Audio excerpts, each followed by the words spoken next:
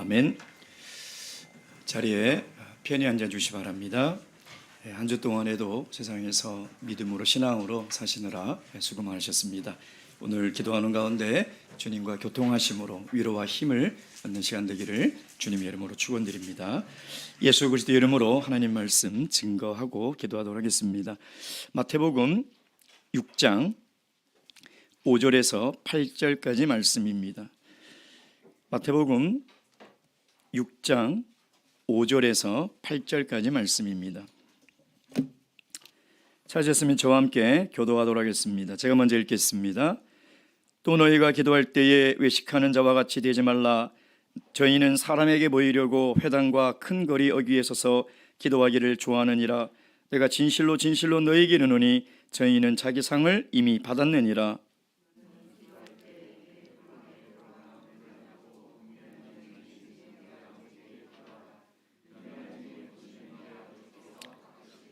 또 기도할 때에 이방인과 같이 중언부언하지 말라. 저희는 말을 많이 하여야 들으실 줄 생각하느니라.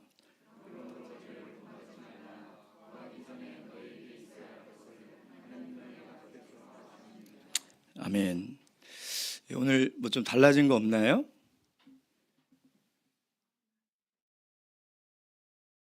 유리벽이 사라지지 않았습니까? 한층 더 가까워진 것 같고요. 감옥에서 나온 것 같은 그런 기분입니다.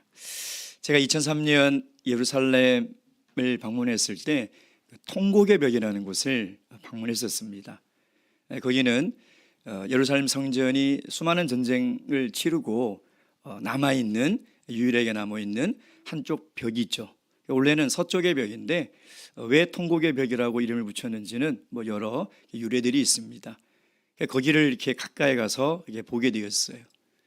근데 놀라운 것은 그 벽들 사이에 무수히 많은 흰 종이들이 촘촘히 박혀 있더라고요.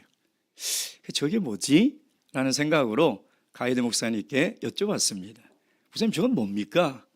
저거는요, 타국에 사는 유대인들이, 미국이나 유럽에 사는 유대인들이 편지 내용, 기도 제목을 메일로 보내주면 그걸 출력해서 거기다 꽂아놓고 기도해주고 돈을 받는다고 그러더라고요. 그걸 보고 기도를 해주고 돈을 버는 직업도 있구나, 참 다양하다, 이런 생각을 한 적이 있습니다. 어느 날 똑같이 이 통곡의 벽에 많은 유대인들이 이렇게 얼굴을 벽에 이렇게 대고 기도를 하거든요. 그때 햇볕에 땀을 뻘뻘 흘리면서 기도를 아주 열심히 하고 있어요. 유대인들 기도할 때 이런 식으로 하거든요. 그때 미국의 어떤 기자가 그 기도하는 유대인들의 모습을 보고 한참을 기다리다가 이제 인터뷰를 했습니다. 아니, 이렇게 무더운 날 열심히 땀 흘리면서 여기서 기도하는데 기분이 어떻습니까? 네, 벽에 대고 기도하는 것 같습니다. 그런 얘기를 하더라는 거죠. 우리도 가끔 기도하다 보면 벽에 대고 기도하는 느낌이 들 때가 있지 않습니까? 하나님은 영이시니까 볼 수도 없고 그의 음성을 들을 수가 없습니다. 저는 지금까지 참 그래도 기도 생활을 꾸준히 했다라고 스스로 생각을 하는데 한 번도 하나님의 음성을 들은 적이 없고요, 한 번도 하나님의 얼굴을 본 적이 없습니다. 때로는 정말 저도 벽에 대고 기도하는 것 같아. 왜 이 기도 제목은 제가 지금 수십 년째 하는데 왜 안 들어주시지? 허공에다 대고 소리를 지르는 것 같은 그런 느낌이 들 때가 참 있습니다. 예수님도 오늘 그 당시 유대인들의 기도하는 모습을 지켜보고 있었어요. 쟤네들 어떻게 기도하나? 열심히 땀을 흘리고 기도하는데 벽에 대고 기도하는 것 같은 그런 모습을 발견하게 된 것이죠. 그래서 예수님께서 이 유대인들의 기도의 모습을 보고 두 가지를 고치라, 두 가지를 지적하고 있다는 것입니다. 오늘 주님의 말씀을 통해서 우리의 기도의 모습, 또 우리의 기도하는 이 삶을 통해서 참 고쳐야 될 게 무엇인가를 깨달아 주님 앞에 바른 믿음으로 나와 주님과 인격적인 교제를 나누는 그런 기도의 삶을 살아가시길 주님의 이름으로 축원드립니다. 첫 번째, 예수님께서 지적한 첫 번째가 뭐냐면 사람들 앞에서 기도하지 말라는 것입니다. 5절 말씀. 또 너희가 기도할 때에 외식하는 자와 같이 되지 말라. 저희는 사람에게 보이려고 기도한다. 사람에게 보이려고 기도한다는 것이죠. 당시 유대인들은 분명히 하나님 앞에 나와서 기도한다라고 생각을 했을 것입니다. 근데 예수님 볼 때는 실상은 사람들 앞에 나와서 기도하고 있다는 것이죠. 유대인들은 자신이 분명히 하나님께 나와 기도한다고 하는데 왜 예수님은 이런 말씀을 하셨을까? 아니, 왜 이런 말씀을 하시지? 라고 반문하였을 것이에요. 근데 저는 유대인들의 불행이 여기에 있다고 생각합니다. 주님께서 말씀하셔도 듣지를 않습니다. 깨닫지 않다는 것이죠. 나는 열심히 하나님 앞에 나와서 기도하는데 왜 예수님은 나의 기도를 이렇게 평가할까? 라고 반문을 하고 스스로의 기도를 점검하고 교정하려고 하지 않는다는 것이죠. 왜 이 유대인들의 기도가 이렇게 됐을까요? 처음부터 그러지는 않았을 것입니다. 어떻게 처음부터 하나님을 믿는 유대인들이 사람 앞에 나와서 기도했겠습니까? 그러지 않습니다. 처음에는요, 하나님께 더 열심히 기도하려는 마음이 있었어요. 근데 문제는 뭐냐면 바른 기도를 해야 하는데 바른 기도를 하기보다는 열심히 기도하는 것에 목표가 있었던 것이죠. 오래전부터 유대인들은 이 기도의 중요성을 알고 있었습니다. 그래서 구약에 보면 다니엘도 뜻을 정하여 하루에 3번 기도하지 않습니까? 그것을 보면 유대교는 아주 오래전부터 하나님께 기도하는 열심이 분명히 있었어요. 그래서 그 열심이 어떻게 바뀌었냐면 기도를 잘 가르치기 시작했어요. 그래서 기도의 내용, 기도의 형식, 기도의 시간까지 아주 규격화했다는 것입니다. 다시 얘기하면 기도를 종교적 의식화를 했다는 것이죠. 그래서 기도의 내용도 틀을 딱 만들어 놨어요. 여러분, 유대인들이 가장 중요하게 생각하는 기도문이 뭔지 아십니까?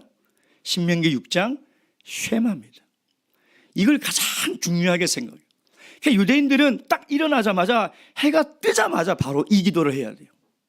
신명기 6장 4절부터 쭉 이 기도를 해야 돼요. 그리고 해가 지려고 할 무렵에 이 기도를 반드시 해야 됩니다. 그러니까 쉐마라는 기도가 유대인들에게 있어서 가장 중요한 기도죠. 두 번째 기도가 뭐냐면 데필라라는 기도가 있습니다.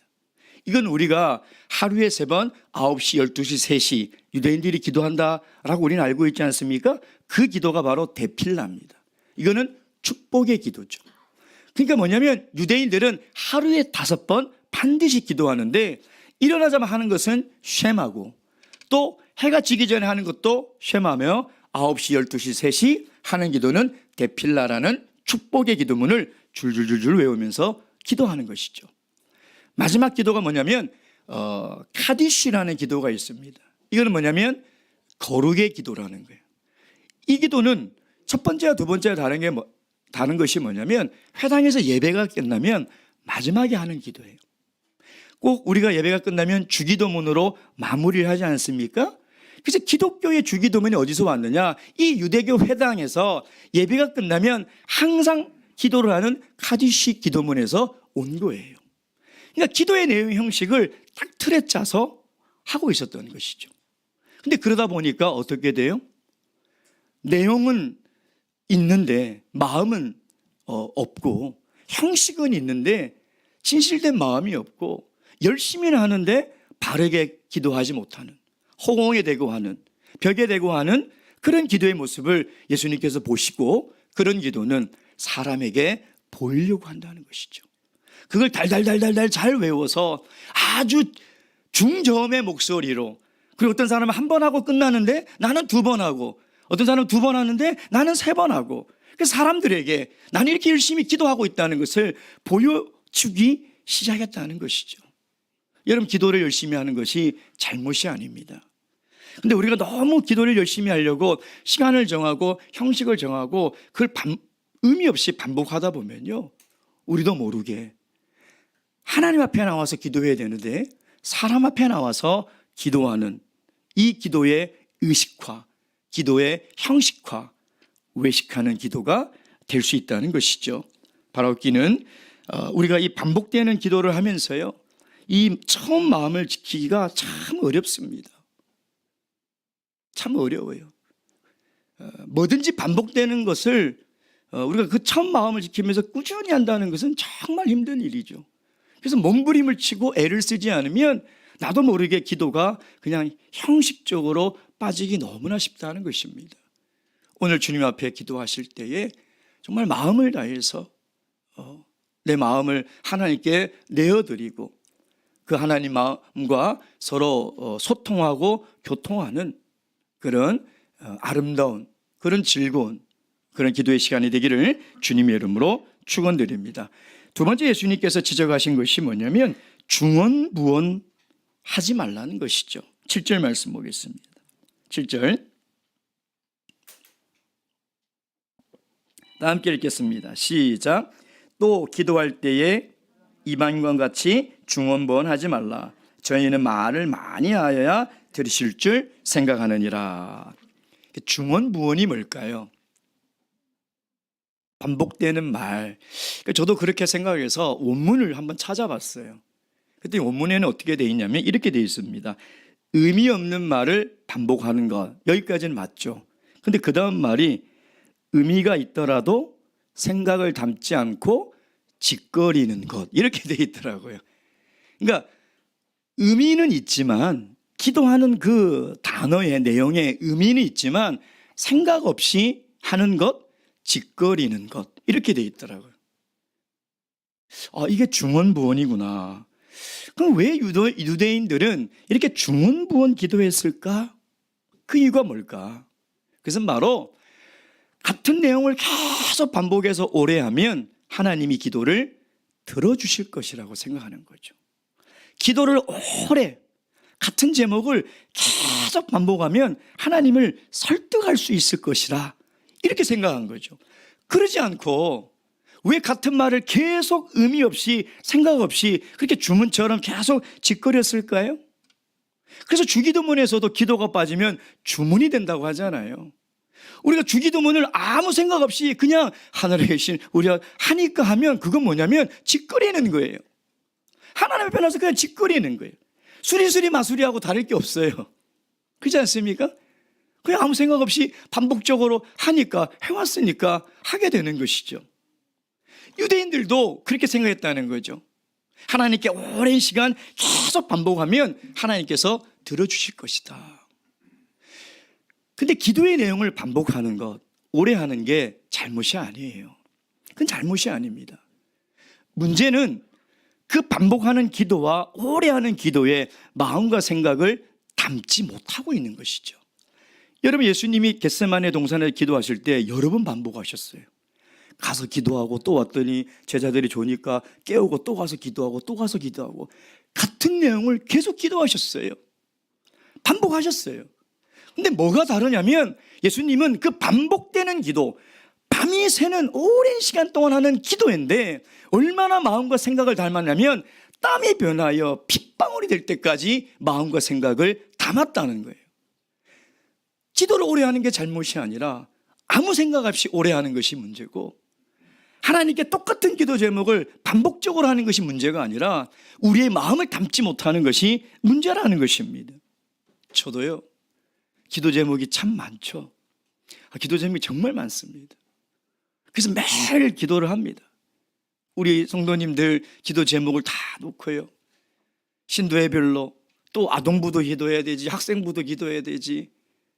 근데 가끔 기도하다 보면요, 제가 아무 생각 없이 그냥 이름만 보고 기도 제목만 보고 기도할 때가 있어요. 스스로 중언부언 기도하고 있다는 생각이 들 때가 참 많아요.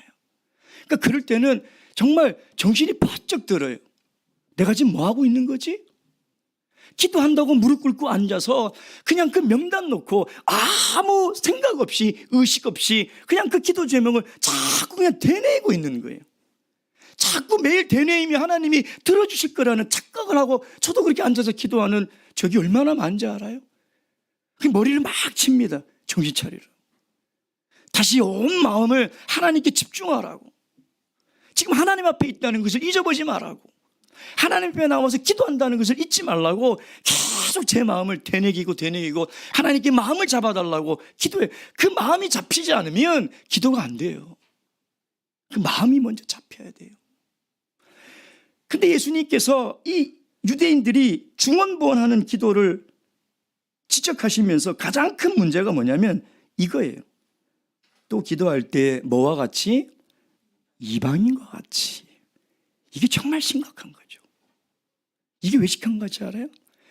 이방인들은 우상에게 기도할 때 그냥 계속 똑같은 말을 오래 해요. 왜냐하면 우상은 대답을 안 하잖아요. 우상은 살아있지가 않아요. 그러니까 그 기도의 응답의 핵심은 뭐냐면 내가 얼마만큼 열심히 오랫동안 기도하냐에 달려있는 거예요. 근데 우리는 그렇지 않아요. 여러분 열왕기상 18장 말씀 보세요. 열왕기상 18장 말씀. 열왕기상 18장 26절에서 29절까지 말씀입니다. 열왕기상 18장 26절에서 29절입니다. 자, 찾으셨으면 다 함께 읽도록하겠습니다. 26절부터 29절 시작. 저희가 그 받은 송아지를 취하여 잡고 아침부터 낮까지 바알의 이름을 불러 가로되 바알이여 우리에게 응답하소서 하나 아무 소리도 없고 아무 응답도 한 자도 없으므로 저희가 그 산 주위에서 뛰놀더라. 오정에 이르러는 엘리야가 저희를 조롱하여 가로되 큰 소리로 부르라. 저는 신인즉 묵상하고 있는지 혹 잠깐 나갔는지 혹 길을 행하는지 혹 잠이 들어서 깨어야 할 것인지 하매 이에 저희가 큰 소리를 부르고 그 규례를 따라 피가 흐르기까지 칼과 창으로 그 몸을 상하게 하더라. 아멘. 저는 이런 그 우상을 섬기는 사람들이 진짜 자기 몸을 칼로 해하며 하는 장면을 대만에서 직접 목격했어요. 우상을 섬기는 사람은요, 막 자기 몸을 자해하고 피를 낼수록 자기가 섬기는 우상이 훨씬 힘이 세다는 미신을 가지고 있어요. 저는 직접 봤어요. 예. 그러니까 막 소리를 지르는 거죠. 예수님께서 뭘 지적하냐면 하나님 앞에서 나와 기도한다면서 하나님의 살아계심을 믿지 못하고 기도한다는 거예요. 우상에게 기도하는 것처럼 기도한다는 거죠. 그러니까 이게 정말 심각한 문제죠. 중언부언하는 이유는 거기에 있다는 거예요. 우리가 기도하는 그 대상은 살아계십니다. 하나님은 그 기도를 통해서 우리와 인격적인 교제를 나누려고 하세요. 내 진심을 담아서 하나님께 기도하면 하나님 들으십니다. 그리고 우리에게 말씀하세요. 하나님은 살아계신다는 믿음 없이 나와서 기도하는 기도는 우상에게 하는 그 기도요. 그 기도가 중언부언하는 기도라는 것입니다. 우리가 늘 기도할 때에 하나님이 살아계심을 믿는 믿음으로 나와서 기도하시기 바랍니다. 하나님은 우리의 소원과 우리의 간구와 우리의 아픔과 우리의 기도를 다 듣고 계세요. 그것을 믿으시고 오늘 기도의 자리에 나와서 다 함께 기도하시는 그런 귀한 시간 되기를 주님의 이름으로 축원드립니다. 첫 번째 우리 기도 제목 삼고 기도하도록 하겠습니다. 첫 번째는 하나님 나라를 위해서 함께 기도하도록 하겠습니다. 전 세계의 참교회와 또 우리 일꾼들 위해서 기도 부탁드립니다. 지금 대만이 코로나가 뒤늦게 이렇게 해서 전국에 있는 320 몇 개 교회가 다 폐쇄가 됐습니다. 그래가지고 연락이 와서 뭐 아주 죽는 소리를 하길래 우리도 다 견뎌냈다. 잘 견뎌라. 기도하겠다. 이렇게 이제 얘기를 했습니다. 기도하겠다고 했으니 제가 기도해야 되지 않겠습니까? 그래서 저희들도 잘 견딘 것처럼 대만도 잘 견뎌서 그 코로나로 인해서 우리 성도들이 다치지 않고 또 신앙에서 실족하지 않도록 또 하나님의 일꾼들을 위해서 기도해 주시고요. 또 우리 강남교회가 하나님의 기쁨이 되는 그런 교회가 될 수 있도록 또 전도의 문을 열어주시고 이런 양들의 마음을 열어주셔서 다시 하나님의 품으로 돌아올 수 있도록 우리 생각나시는 모든 전도 대상자와 이런 양들을 생각하시면서 하나님께 10분간 기도하도록 하겠습니다.